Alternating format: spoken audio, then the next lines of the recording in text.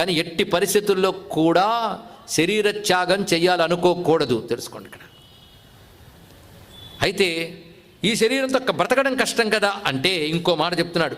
ఒక దుఃఖం తట్టుకోలేక నువ్వు మరణించాలనుకుంటున్నావు, కానీ దుఃఖం ఒక పాపం వల్ల వస్తుంది. దుఃఖ అనుభవం వల్ల పాపం పోతుంది. కానీ నువ్వు దుఃఖానుభవం తట్టుకోలేక మరణించాలనుకున్నావు కదా, కానీ అనుభవించవలసిన దుఃఖం నీకు రాసి పెట్టుంది కనుక తర్వాత జన్మలో మళ్ళీ దుఃఖం తోడే వస్తుంది, వదలదు. ఏ దుఃఖం తట్టుకోలేక మరణించాలనుకున్నావో ఆ దుఃఖం మళ్ళీ జన్మలోకి వస్తుంది. ఎందుకంటే అనుభవించకుండా బ్రేక్ ఇచ్చేసావు కదా, అనుభవించడానికి మళ్ళీ పుట్టాలి.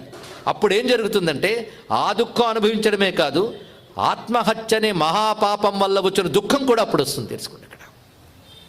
అప్పుడు డబుల్ దుఃఖాలు అవుతాయి. అందుకే ఎట్టి పరిస్థితుల్లో కూడాను కష్టం కలిగితే శాస్త్ర సహాయంతో ప్రాయశ్చిత్తం చేసుకునే ప్రయత్నం చేయాలి. అది ఎలాగూ అంటే రకరకాల ప్రాయశ్చిత్త కర్మలు ఉన్నాయి. పెద్దలను అడిగి యజ్ఞాది క్రతువులు చేయ